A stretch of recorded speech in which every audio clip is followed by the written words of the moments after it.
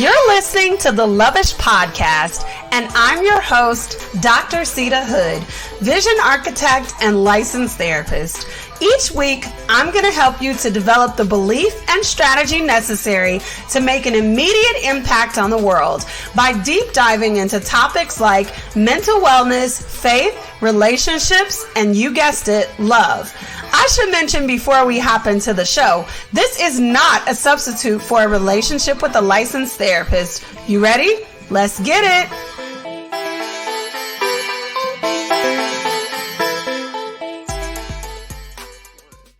Hi, welcome back for another episode of the Lovish Podcast.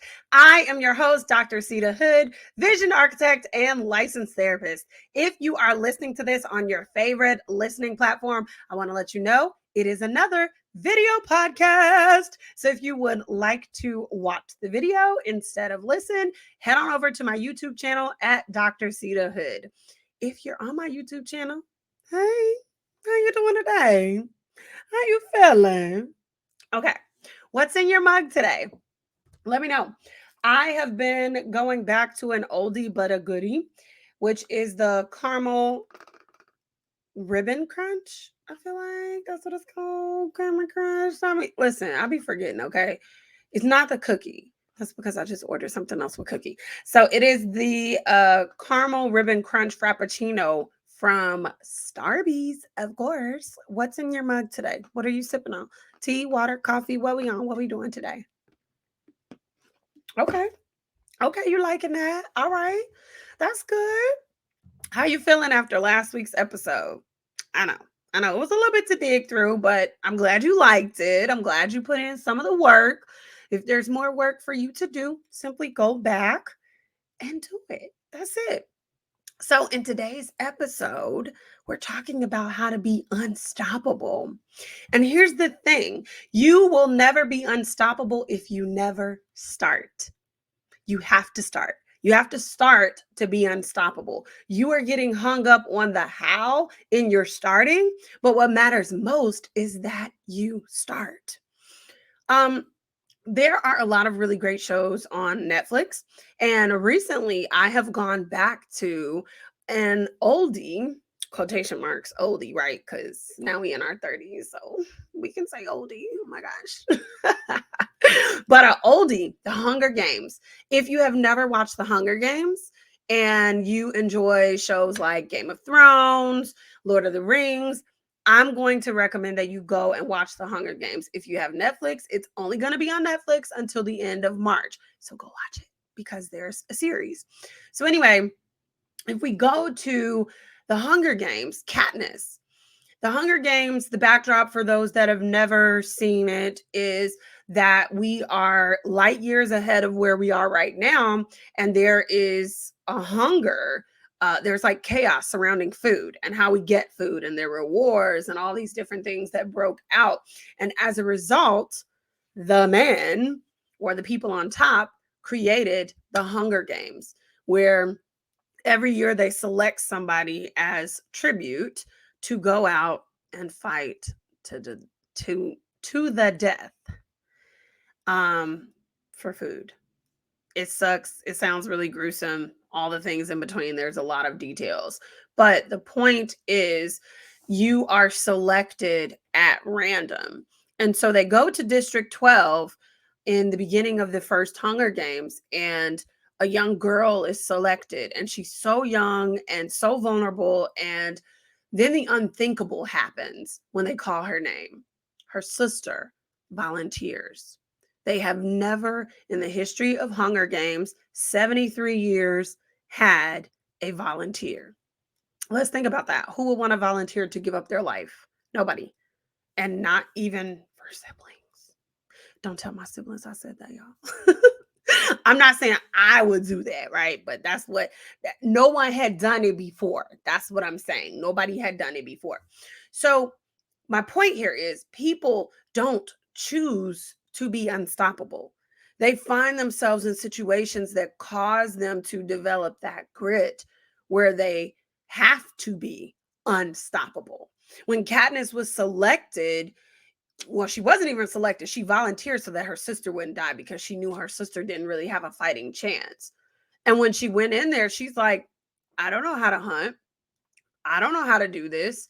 I can't be as great as all these people that have all these trainings, because they're going through a training period and they're showing all these people like, ooh, he's done this. And in that district, they train their kids to kill just in case they're selected, and they win every single year. She's like, but all I got is this bow and this arrow. And the guy that was selected from her district, he was a baker's son. He's like, I don't know how to fight. She was like, throw that big old heavy ball over there and show them what you're working with, because you have enough skill to make it to the next leg of this journey. And that's what he did. And that's what I'm telling you. You have enough skill to make it to the next leg of this journey. So Katniss did not volunteer because she was excited. She volunteered because she was terrified of what would happen to her sister if she did nothing. So a lot of times people are put into positions where you either do nothing or you try to do something. So y'all know I love definitions. Let's go into defining stop. Stop, simple word. We already know what it means, but let's just get into it for a little bit. Stop means to cause an action, process, or event to come to an end, or of an event, action, or process coming to an end. Cease to happen, a cessation of movement or operation. So we can think paralysis, we can think slamming on the brakes of a car, etc. Stopping your purpose, stopping what your assignment is, stopping who you are meant to become in this season, stopping that process. Now, if we define unstoppable, hello, okay, impossible to stop or prevent. Now, I want to really just kind of deep dive here, right? So we have our definitions. The first thing that you need to be unstoppable, you need to commit that you will not quit, no matter what. You have permission to switch up the play, switch up the plan, switch up the strategy, switch up the tactics, but you don't quit. You might rest, but you don't quit. You hustle responsibly. And you have to have the commitment not to quit first and foremost, because that's how you become unstoppable. If we even think about like a train or something, even when it's like, oh my God, I can't, it's not moving, it's not going, it's not moving. It just takes a little bit of pushing, but that little bit of pushing eventually picks up momentum. And once that momentum picks up, it's coming at you fast. So you have to make a commitment not to quit, to keep it moving. You have permission to go slow, but when it's time to pick up that momentum, we got to speed it up. We got to get it going. We got to keep pushing. We got to keep moving. We have to move forward. Things will inevitably happen. And that's why you also need the commitment, because nobody is saying that this path is going to be perfect, that this journey is going to be perfect, because it's not. I wish it was. But anything that is worth having is going to require a fight. It's going to require that you make a full commitment. Going back to last week's episode, saying yes, offering that continuous yes, because you will have barriers that pop up. You will have things that happen. Your first plan will not work. And if it does work, then the second layer of your plan might not work. But you're going to have to learn how to switch up the strategy, how to switch up the plan, but you don't quit. So give a commitment not to quit. That's the first thing. That's the way that you become unstoppable. You pause for reflection. You pause to see where you can improve. You pause for strategy, but you don't quit. The second thing you're going to do is fill in the gaps. I want you to do something that is extremely mature. I want you to admit your weaknesses. The faster that you admit your weaknesses, the faster we can fill the gaps of those weaknesses. You need God for this plan to flow. You need a tribe for this plan to flow. You don't excel at everything, and that's okay. It's okay, because it would be way too much pressure to excel at everything. You do need help. You do need support. And if part of getting that support and part of admitting that weakness and filling the gap means that you got to go back and heal some trauma, then that's just what you got to do. Because in our commitment not to quit, in our saying yes to our future, in being unstoppable, we resolve problems, even the problems that come up within ourselves.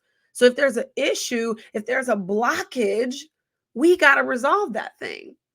I was in therapy this week and my therapist asked me, she asked me a question that I was like, girl, we gotta lay that out. I gotta share this with the people on the podcast because it's an important question that you should also be asking yourself. And it's a two-part question. What's tainting your vision? What's getting in the way of you seeing you? So if you are not able to see everything that is in your hand, everything that God called you to produce, the ways, the strategies, the things, the people, and all of that, what is blocking your vision? Is it past trauma? Is it fear of moving forward? Is it fear of being in a position by yourself? What is the thing that is blocking your vision? What glasses do you have on? So you have to discover the gaps and then you have to fill the gaps. The third thing that you need to do is to choose depth, not width. Okay. What I mean by that is don't be afraid to tap in deeper instead of reaching out further and stretching yourself thin.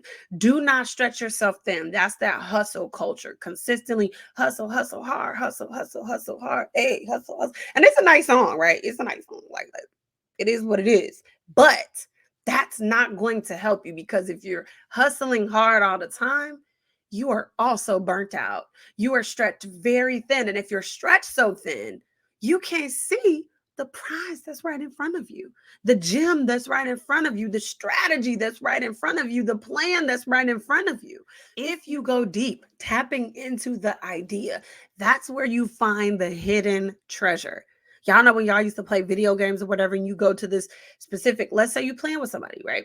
You go to this specific corner, let's just say Uncharted or something. You open up a chest because you're willing to look, you're willing to do the work, you're willing to look through the room and see what's in there. You find hidden treasure, hidden powers, hidden things that you didn't know. Again, a new layer of your personality, a new thing, a new skill that will help push you into the season, the next season, and not just push you, thrust you, accelerate that thing. So when we go down deep and we do the work of examining what do I have in my hands, what am I hiding, what am I holding on to, what is right in front of me, what can I tap into? When we do that work, then we find those hidden gems. And the acceleration process just goes and goes and goes and goes. Again, like that train, the momentum speeds up more than what we could even try and start to keep up with. But you have to be willing to go deep. There is a focus on all of these social media followers. Oh, get the followers, get the followers, get the followers, get the subscribers, all this other stuff, right? But if those subscribers are not purchasing, if they're not engaged, if they're not watching, if they're not your fans, if they're not doing all of that, they mean nothing. They mean nothing because that means that your content, your message, all of that is a hit or miss. And I'm not saying that the people themselves mean nothing, but I mean, the numbers mean nothing. Let's keep it real, all the way real. How many accounts do we follow on social media, YouTube, whatever, and you don't engage with that content? You going through your list and you're like, oh, why was I following this person again? I don't know. Or every time you see their stuff, you like, next, scroll, pass, done.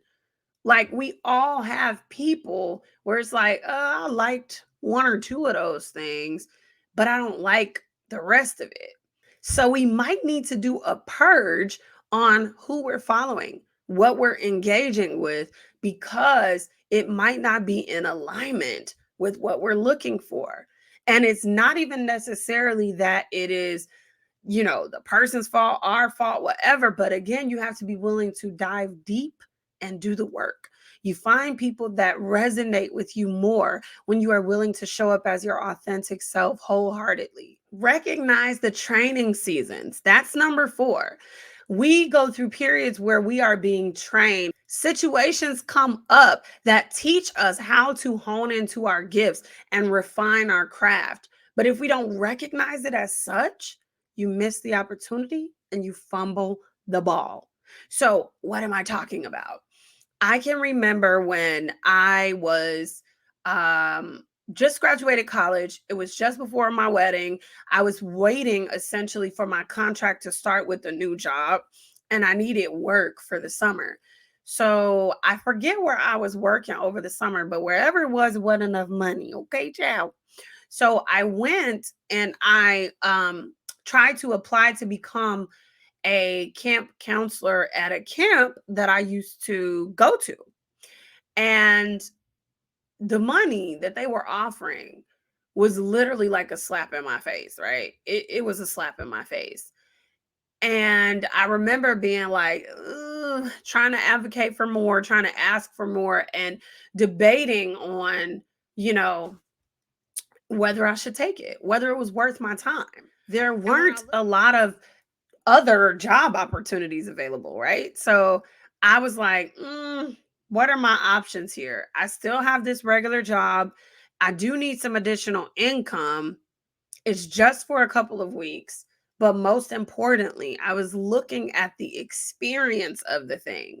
So I took the slap in the face job, y'all. And I did that slap in the face job to the best of my abilities, went above and beyond as a camp counselor because that's just what I do. What I do is I get all the way in it, right? Like if I'm going to commit to a thing, I commit. That's it. That's what I do. If I say yes to a thing, that's what I do because being reliable is important to me because I love being able to rely on other people. So I knew I wasn't going to show up half-heartedly.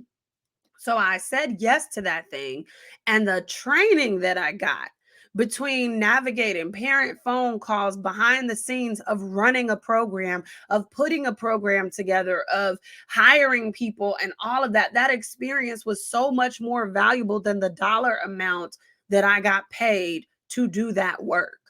But if I did not recognize that as a training season, even in the midst of it or even outside of it, and right now as a reflective period, if I didn't see that as a training season, I could have fumbled the ball because that's what I do now. I create programs and experiences for people. I have to coordinate with a lot of different people and put stuff together behind the scenes and do phone calls and hire people. All of those things were essential to my gift, my purpose, my calling. So I was able to hone in on that craft by taking, I almost said the dollar amount, but it was like, I'm not even going to say it because I'm not even going to say it. But I was able to hone in on my gifts as a result of that experience. So recognize your training season.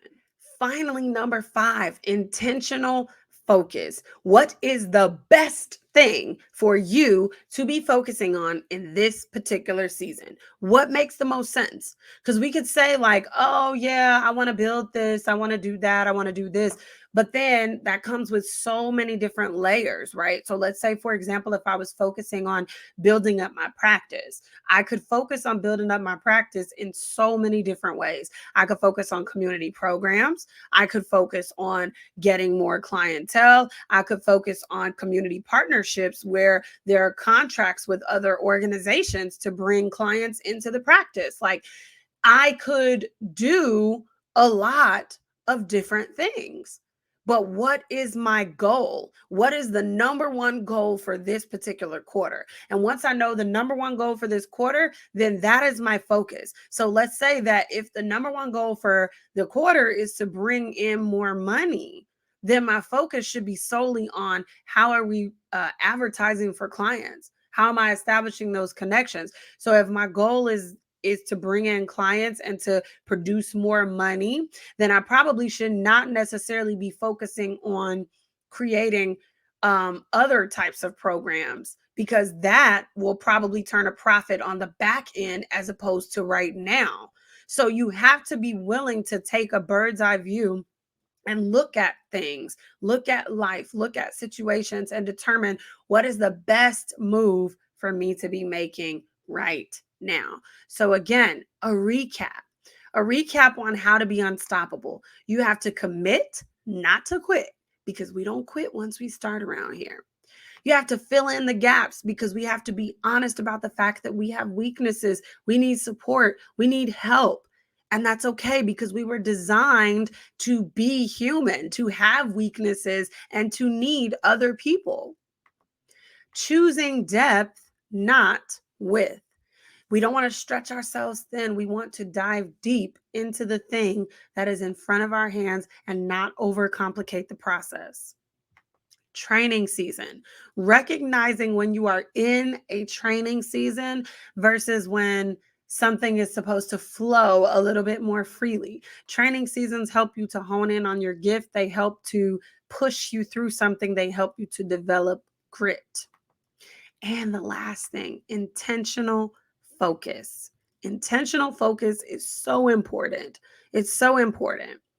So I created a playlist for you because I want to inspire you, and I'm going to include the playlist in the show notes. I'm going to include it underneath this video, and I want you to listen to it. The number one song that goes with this episode that I absolutely love is Corinne Hawthorne, Unstoppable. So that's going to be the first song that you're going to find on the playlist. Let me just give you a couple of lyrics, okay? I ain't going to sing. I know last time I was singing, y'all was over here like, this is a podcast.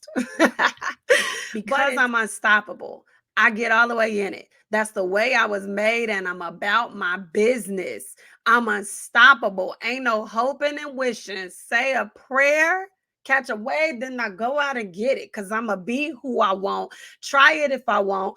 Powered by the King, and he won't let me fall. Hey. Okay, I'm going to let y'all listen to the rest of the song. But today, I want you to commit not to quit and be unstoppable.